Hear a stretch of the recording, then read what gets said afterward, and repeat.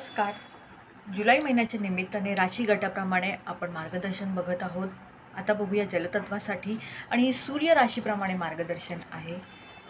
कर्क राशीसाठी हा संदेश आहे की तुमच्या घरावरती, घर परिवार, नातेवाईक वगैरे त्याच्यावरती लक्ष केंद्रित करा.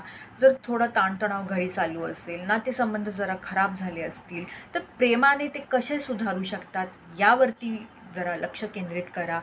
थोडं तुम्ही कसं प्रेमळ अधिक राहू शकता याच्यावरती लक्ष केंद्रित करा.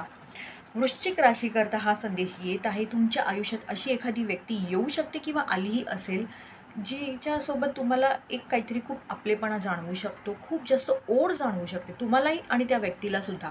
तुम्हाला कळत नसेल की हे नक्की काय आहे, तर एखादं आध्यात्मिक असं नातं असू शकतं, हेच सांगण्यात येत आहे. मीन राशीकरता हा संदेश आहे की तुमचा जन्म या पृथ्वीवरती एका मोठ्या उद्दिष्टाने झालेला आहे. तर तुम्ही आतापर्यंत जे ज्ञान मिळवलेलं आहे त्याहून जास्त ज्ञान मिळवायचा प्रयत्न करा आणि जो काही तुमचा उद्दिष्ट आहे तो शोधून काढायचा प्रयत्न करा आणि त्याच्याशी संतुलित व्हायचा प्रयत्न करा. धन्यवाद.